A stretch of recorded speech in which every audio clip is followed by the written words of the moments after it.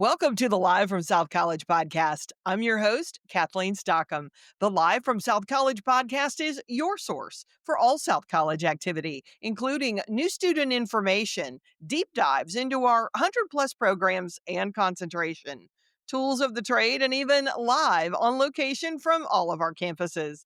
Great interviews with faculty, staff, deans, and hear from South College students and alumni in their own words. From certificates all the way to doctoral degrees, catch up with Live from South College for the lighter side of helping your dreams find direction. Well, we're going to have a little fun today.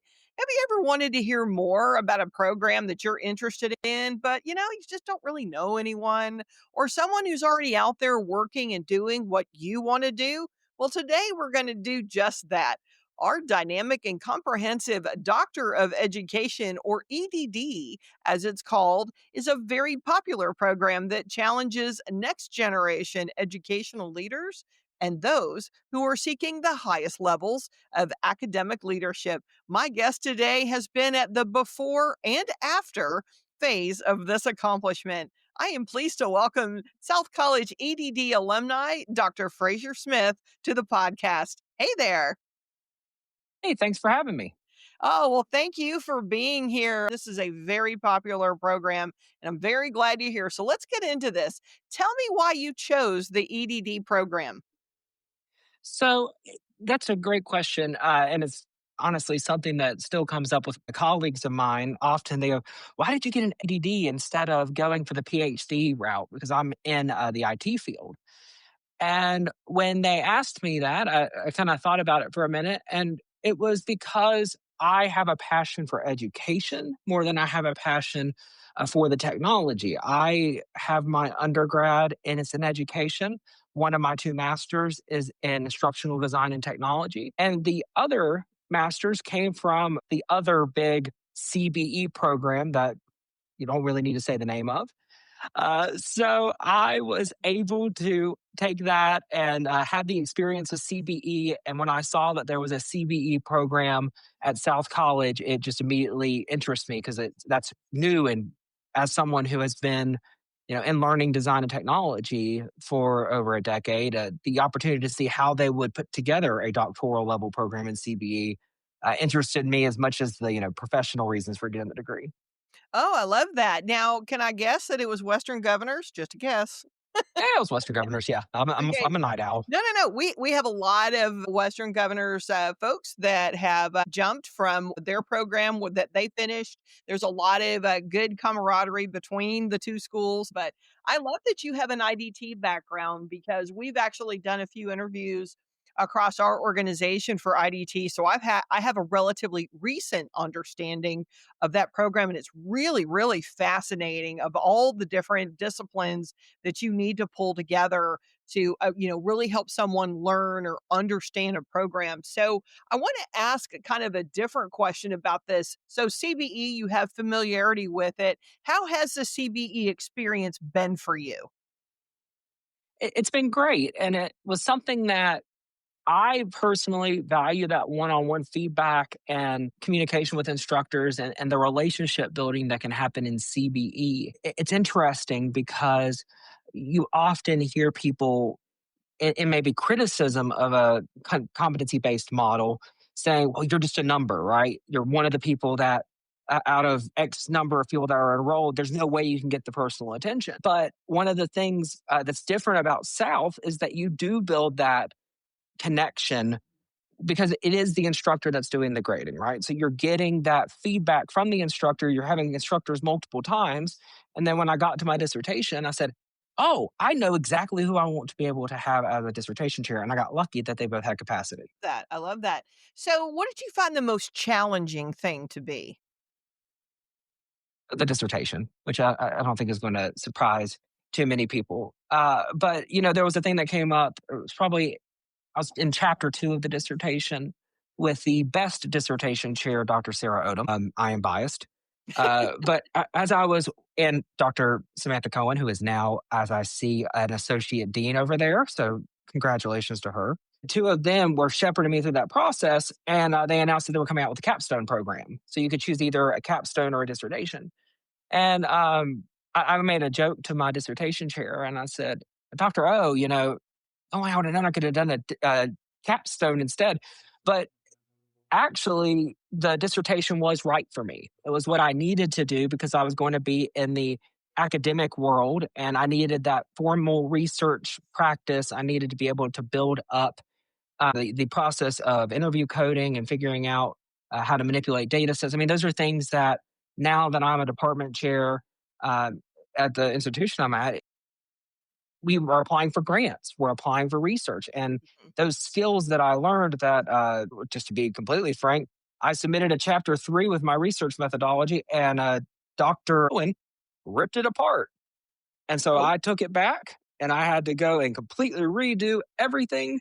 And when I came back, it was a very strong one. And that entire process has helped me now that I'm in the academic world in leadership to understand how to dissect the data and understand how to show the trends that I need to in order to tell the story to hopefully get grant funding.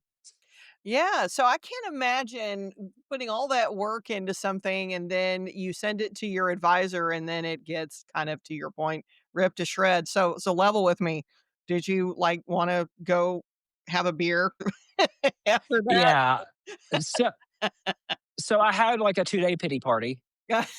and I was getting really frustrated, and my wife was like, "You're at like 90% already. Just finish it. You got this." She's like, "You already have an A. You just got to actually finish the work." And it's hard to keep that perspective, right? Like I've gone through all the coursework, I've done the methodology reviews. It's somewhat inherent to the CBE process, I think, in that CBE we're really focusing on developing those competencies. So there's the idea of scaffolding, and I could go really into the instructional design Mhm. standpoint. But one of the things with CBE is that you're learning by doing a lot of times, and you're learning through that trial and error process. And that's one of those pieces that you're having really good chapter one, really good chapter two. Whoops, you know, Yeah. and you can't let that set you back. Yeah. You can for a few days, it's fine, but you have to make sure you log back in. Yeah. So you want to hear something funny? I'm having a little bit Sure. of deja vu. You attended the hooding and pinning at the Knoxville graduation back in June, correct? Yes, I did. I interviewed you, and I I was remember. thinking that. Yeah, so the crazy woman with the microphone stuck in your face that asked you a lot of questions, that was me. That's funny. I was thinking that when I saw your name, I was like, I think I spoke to her for that You podcast and she was running did. I around. Yeah. love it. So it's like homecoming. Welcome home. So thank you for basically your second guest star appearance. So you're gonna be right up there with, Dr. Michael Patrick, who is the president of CBE, ironically, who is a frequent flyer on this program. So I love that. But as you were talking, I'm like, "Wait a minute. I've talked to this guy." That's awesome. I love it. So no, it's great. All right. So for anyone listening, what kind of tips or tricks can you advise our listeners on as they possibly are thinking about the program or potentially enrolling into the EDD program? What tips or tricks do you have for them? So this is a different program. And I feel lucky that I was able to do UGU. I had the Master's of Science in IT Management from there. And I feel like that gave me a good primer of what to expect from the CBE process. The program is wonderful. The program is what you put into it. Hmm. And so what you put into it is what you're going to get out of it. Um, It's like a I, gym membership. yeah, and yeah, absolutely.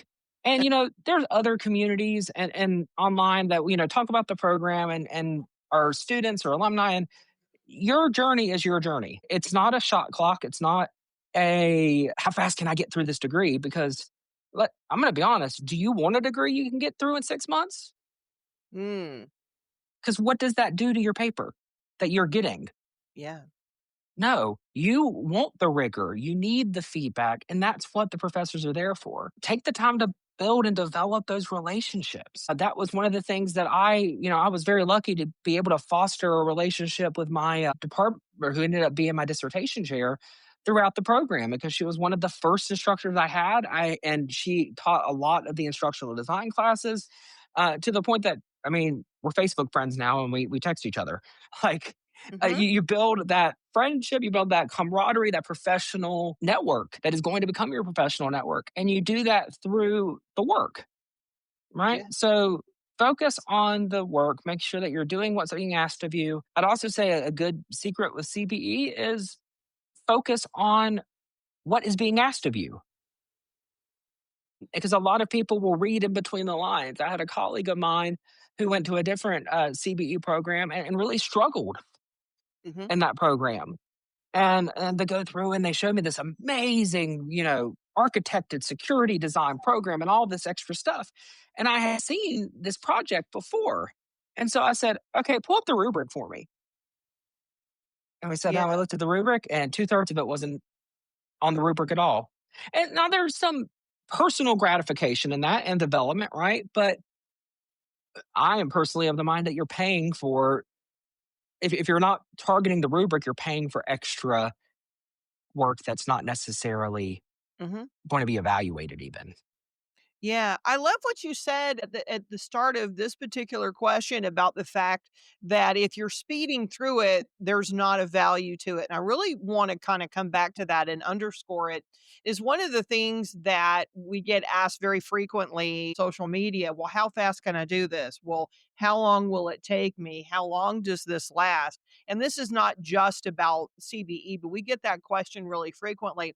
But I think what you just said is exceptionally important. That if it's something that's worthwhile to you, which is a doctoral degree, which means that you have accomplished the highest level of learning and comprehension and understanding of a particular topic, why in the world would you want to race through that and not retain anything? Because to your point, there's a value to all of this information, all of this education in order for you to be able to teach and instruct others. Why on earth would you speed through that? Can you talk a little bit more about that? Because I think that's an excellent point. Yeah. So I think the dissertation process, the capstone process, what the EDD is something that is continually being redefined, especially by Carnegie. But I'm going to take one step back, and what I was very lucky to be able to do my dissertation in was the alignment of community college IT programs to the Charlotte, North Carolina area where I'm Mhm, located. And one of the things that, is really coming out of the industry and that I've started to focus on research and conversations and speaking around is the desire for short term credentials, right? We're seeing short term credentialing being huge in the industry right now. But we're also seeing it from a legislative point of view. I mean, I live in North Carolina, one of the most purple states in theory, right? So you see Democrats and Republicans both supporting community colleges, both supporting 2-year institutions, both supporting organizations that can get you your degree fast. So there's a reason behind that, right? There's an economic reason and there's also a marketing reason. You mhm, want to be able to go fast because you want to get to the destination, right? And I see that. And South has wonderful programs for nursing that will get you to that destination fast, mhm. and it has wonderful programs for all sorts of applied sciences that will get you to your destination fast. Is a doctorate, a dissertation, really the thing that you want to be able to say, I did this in 12 or in 6 months?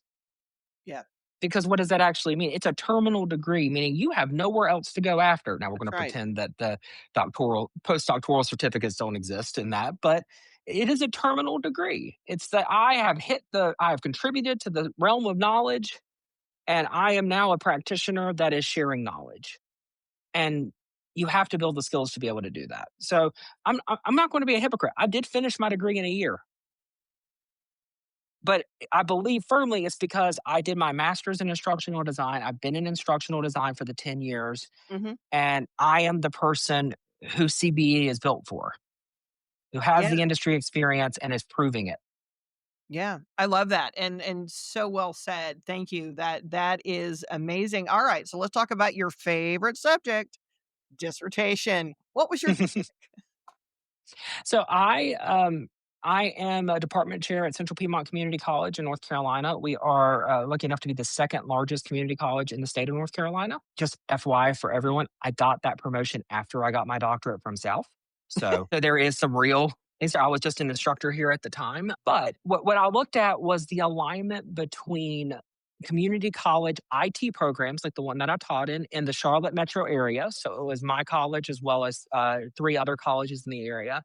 And then did a document study, qualitative, with 6 months of gathered job postings and state materials for curriculum, and did a Bloom's taxonomy analysis of the level of attainment and skills that were required for entry level roles that did not require a 4 year degree, required a 2 year or less.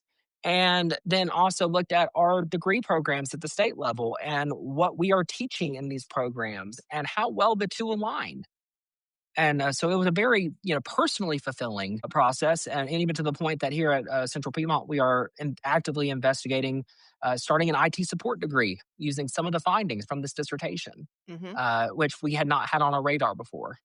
Yeah. How hard was the dissertation? I mean, level with the audience. Everybody says, "Oh, dissertation." We get asked about that a lot on social media as well. But just be honest. How hard was it? I mean, academically, it is, as I think it should be, the most difficult thing you're going to do in academia. I mean, it is the capstone. Sometimes it's literally a capstone or Hmm. the dissertation, right? It is your, now you can look at it in two ways. You could say it's your magnum opus, right? It is your culminating work. It's Hmm. really not. If you're going into academia, this is your starting line. But for your academic career as a student, it is your magnum opus. It is you showing the skills that you have gathered through your 16 plus years of schooling Hmm. and how you can apply those and then bring knowledge back into the world, right? Find things that haven't been studied yet. Apply the knowledge that has been studied to areas that are important to you. And I think that's really what matters. With South using, especially in dissertations, existing data sets. Sometimes the data set's going to determine the topic, right? Maybe you're Yeah. going to find a really meaty data set and you're going to say, I can come up with something out of this that I want to research. And I think you should do that. I think you should make sure you're looking for something you want to research. For my dissertation, I saw a similar study that did a lot of things differently. That was about, I'm going to shout out Dr. Manostos, who is wonderful. And she studied accounting and community colleges and how accounting firms in Minnesota were looking for the graduates, the skills that they would have, right? Hmm. And so I saw that and I saw her methodology and how she worked. I said, I could modify this, build my own methodology off of it, and it would work for Charlotte and IT. And so that's a lot of academia, is finding inspiration places, using your network, talking to other people who have been through the process. But I'm not going to say it's easy. It was one of the hardest things I've done. But I'll give an example right now. I am an NSF researcher. I'm lucky enough to have a ATE grant that was granted in July of this year Hmm. for generating AI talent. And one of the things that we're looking at, okay, what other grants do we apply for? And they call it a RFP or a solicitation, and it Hmm. tells you about everything for the grant. And the first thing it says is, this is all the data that you need to collect, and this is how we want it analyzed. And it's all qualitative, which was what I did in my dissertation. And so I kind of laughed. I'm like, I thought I already did my dissertation. Why do I have to do this again? But then I realized, oh, I've done this once already. And Yeah. so it really does prepare you for, your future endeavors and things that you need to do. Yeah. Oh, I love that. All right. So, for anyone out there who's thinking about the EDD program and considering it, what advice would you give them? Do it.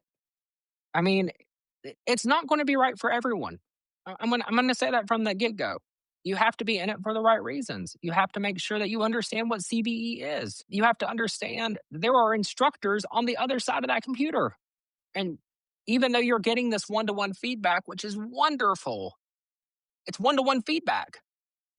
If you're an EDD, you're probably an instructor of some kind, maybe corporate, maybe in the classroom.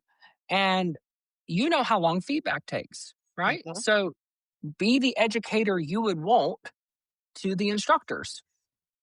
Make sure that you are giving them what they need and that you are taking what they have to say to heart, because Mhm. that is going to be what will drive you to success and completion in the program.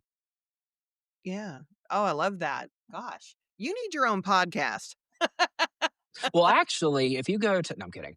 I do not have a podcast. No, you're great. I kind of want to sign up for one of your classes, but uh, So, so I love it. come on. Shameless plug. I love that. Shameless plug. You can find me on LinkedIn. There you go. I see, there you go. So a question now, what was your moment? What was the moment that you can recollect when you realized you just earned a doctoral degree? What was that moment? I think that it's coming in waves. So I finished mine in May, and yeah, there's been little things like, oh, I got my new name tags at school. I'm looking at one on my file cabinet right now. This is Dr. Frazier Smith. It's magnetic, so I just Yeah. throw it on when I go somewhere. So that was a thing. I was like, oh, my business card says it now. Or getting the other day, I was walking down the hall to go to the restroom in my building, and a student's calling out to me, Dr. Smith, Dr. Smith, And you're like, and "Who?" and I know I just didn't even turn around. And then so I've had this student for probably 2+ years now, and they just go, Frazier. And I turn around, they're like, your name's Dr. Smith now. And I'm like, Oh, oh, yeah, yeah. I guess it is. I love that. Um, Does and so it's rolling, yeah. yeah, do family treat you differently now? Uh, Not necessarily. My sister is an educator as well, and so she has her Ed.S. from one of the UNC system schools here, Mhm. and is an administrator at an elementary school. She's a principal, and so like she really understands what the process was to go through. My mom and dad are proud. I'm sure they don't think they've read my dissertation, and not that I would expect them to. Um, but it's that it, everyone was super excited. So. Yeah. Well, like I said, I remember meeting you at graduation and walked up to you with my enormous microphone and said, "Hey, how's it going?" And I remember it distinctly because you were sitting down. And I look at it this way, you have 2 masters, you've done a CBE program, and now you have a doctoral degree. So this sort of work, it feels to me like it's not new, it's not a new thing. It was just kind of an expected step and progression in your career. Is that a fair statement? You know, I actually don't know what that is. So Oh, I came into academia in a weird path. So I went to undergrad, went to Wingate University, and right outside Monroe, North Carolina. We were talking about Union County earlier, and I had a bachelor of music ed degree, and I was ready oh, to go K-12 into the classroom. yeah. Come to find out, got into my student teaching, and it could have been instructor, it could have been class. Things weren't jiving or the way that I wanted them to. And Mhm. so, like when you're frustrated with your job, what do? You go home and you start going on Indeed. Yep. And so I had a friend of mine who was really into instructional design. I was a music major. I had no idea what instructional design was. And he said, hey, you have a technology background. You went to a magnet high school, right? And so I had gone to a magnet tech school and I had this education background. So he had me start doing some contracting for on instructional design. And so I got hired into Belk and I worked at Belk for a while in Mhm. their corporate office I as an think that's a instructional designer. prereq if you live in Charlotte, North Carolina, that you Yeah, must do a stint at Belk's, just saying. I do think so. And I still miss double discount days and their Oh, employee yeah. discount. And then, so I did that. If anyone knows me, I'm not a fashion guru. I got an opportunity to get in there and learn how learning and development works. And then said, okay, now that I know how to do this, I want to do this on stuff I'm actually interested in. And so I got an opportunity to work for another company called CPI Security. And I worked with them for several years in instructional design and development on products. Long story short, I went through and worked for several companies in corporate instructional design until I ended up working at a large tech company called VMware. Mhm. And I was lucky enough to be a senior manager over, I believe at the end, it was like a $40 million training and development business. Nice. A- And over the time, I had gotten, my master's from University of North Carolina, Charlotte, in instructional design and technology. And I got approached by my current associate dean to join the advisory board at Central Piedmont. And I Mhm. said, hey, yeah. And then I started feeling that itch of the classroom that I used to have back when I was in undergrad. And I said, yeah, I'll come be on your advisory board if you can get me an adjunct role so I could teach some. Yeah. And he said, okay, let's look at your credentials. And then I sent him a music degree. And he goes, yeah, this ain't going to work for an IT division. And so he said, go get your master's and I will hire you as an adjunct. And I said, okay, I'm going to go to Western Governors. Mhm. And I was one of those super accelerators because I had been training IT for the last 5, 6 years. Mhm. So 6 months later, I had a master's and I came back to him and I said, "Here's my master's." And he just looked at me like I was crazy. And he's like, "Well, this is regionally accredited. This passes credentialing. All right, you're an adjunct." And so I started adjuncting and then realized how much I loved academia. Academia was my goal for my retirement once I left tech. And Mhm. I assumed that that was going to be in my 50s. And then I would teach for a while and then retire from teaching. But then VMware got bought by a company called Broadcom. Mhm. And when that happened, I said, well, there were layoffs happening and layoffs happening. And um, I had to lay off members of my team, which was one of the hardest things I've ever had to do Yes, it professionally. is. It is very hard. I've done it too. That is not a fun day for anybody. And I got to the point that there was another cut coming down, and I said, "Nope." And I put my name on the list.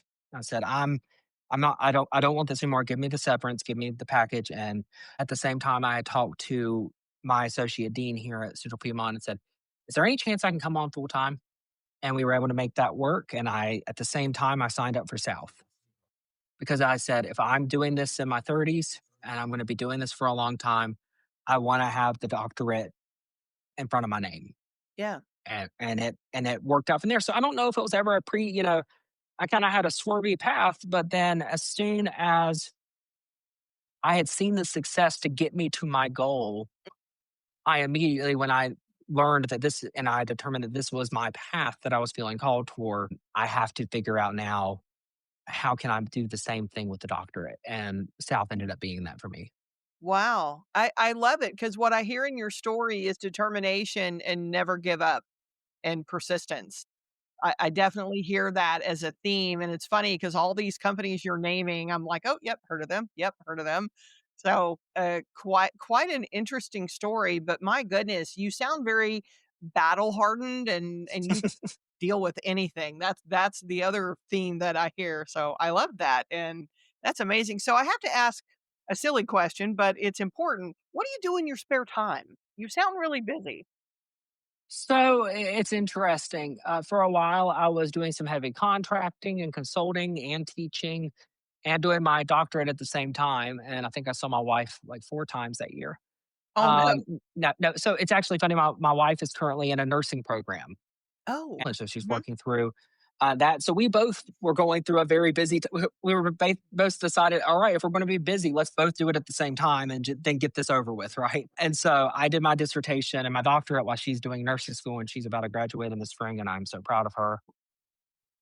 The heavy contracting kind of died off, and then I started the department chair, which was about 7,000 times more work than I ever expected, and completely replaced the contracting work I was doing in time. Mhm. But then I'm not doing the dissertation anymore, so I'm still figuring that out.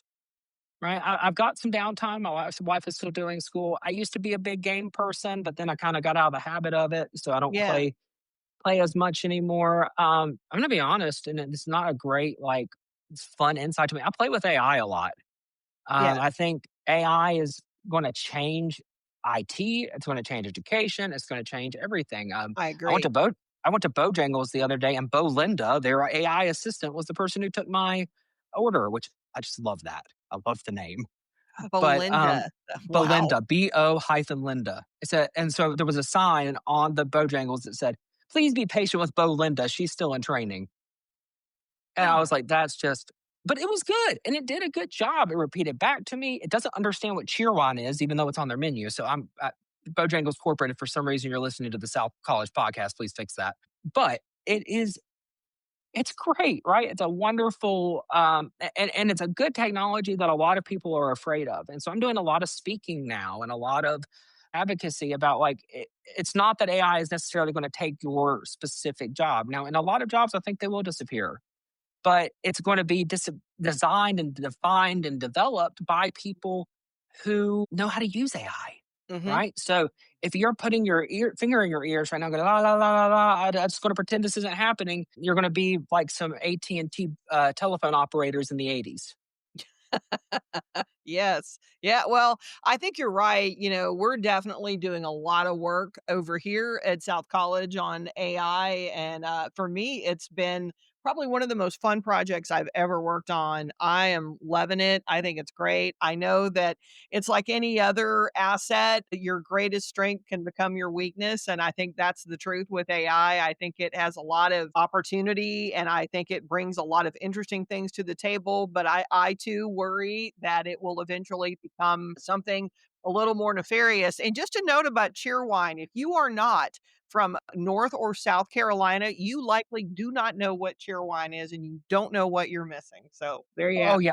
it. Just to be clear, I'm not getting drunk at a fast food chicken restaurant at 9:30 in the morning. Uh, It's a soft drink. I wait until at least 2 in the afternoon. But it's a soft drink, it's a cherry kind of it's like a very cherry-filled Dr. Pepper. Yes, yes, that's it.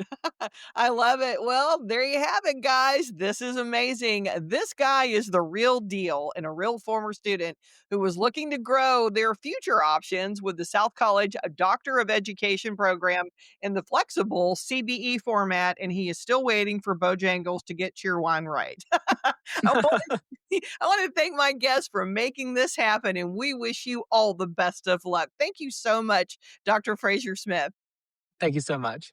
Oh, this was awesome. I still say you need your own podcast, and I don't wanna compete with you, but you're great. I Coming up appreciate it. It was so nice to be asked to do this, so thank you so much. Oh, you're so welcome. Well, coming up after the break, a little more about the EDD program and why it's so popular. Stick around. We'll be right back. When you start your new career path at South College, you'll join students from different walks of life at varying stages in their lives. Many students are going back to school to finish degrees, while others are pursuing elevated education that will help them improve their potential in their current roles or for chasing a new direction. South College offers over 100 programs and concentrations with specialized focus on associate, bachelor's, master's, educational specialist, and doctoral degrees in healthcare, business, technology, education, and legal studies. We are regularly developing new academic programs based on local, regional, and national trends.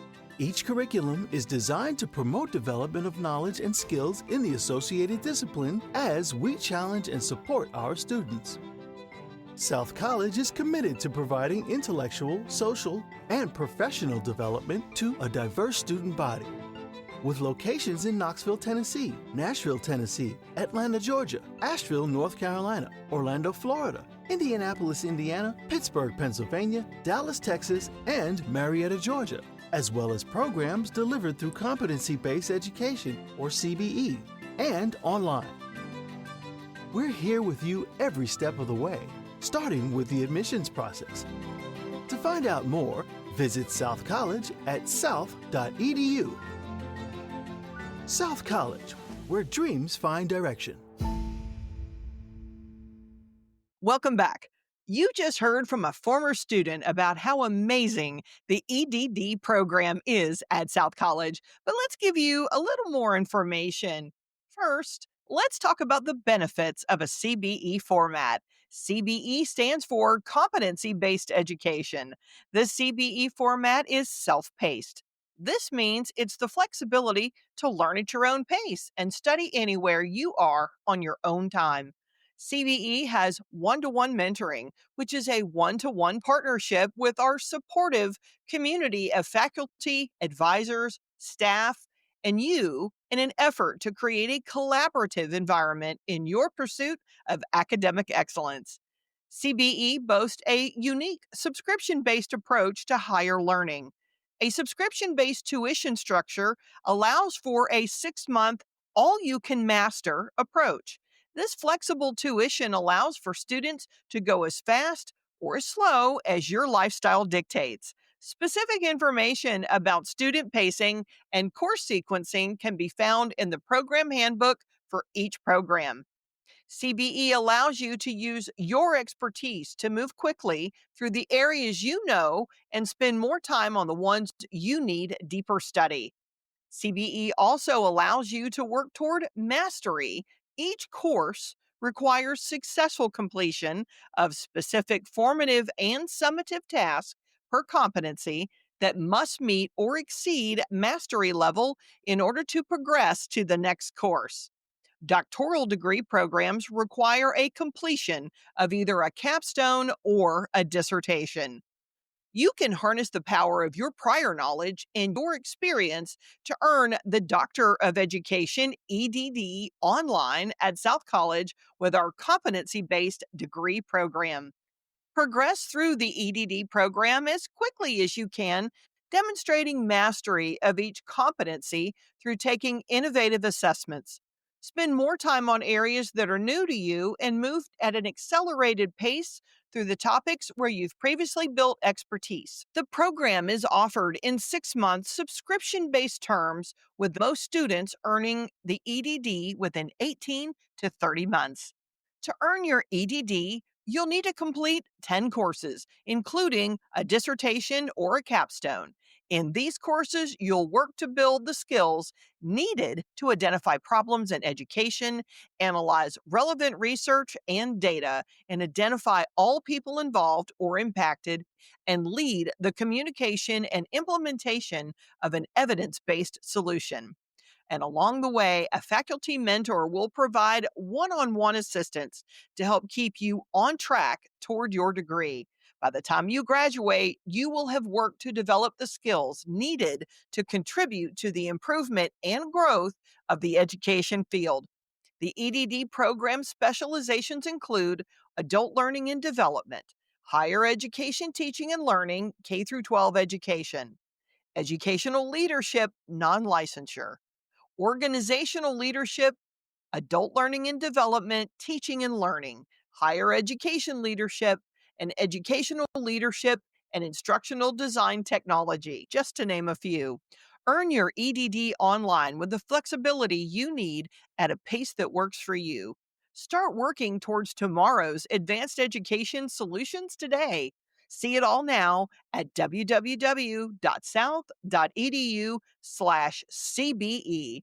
Well, that's going to do it for us today. Hope you enjoyed this latest episode. With 10 campuses in 7 states, plus online and CBE, there's a pathway for you at South College. The Live from South College podcast is a production from South College Marketing. Thanks for joining me. If you love it, give it some stars, and you can always send us feedback by emailing us at southcollegepodcast@south.edu. Have an awesome day and let your dreams find direction. See you next time.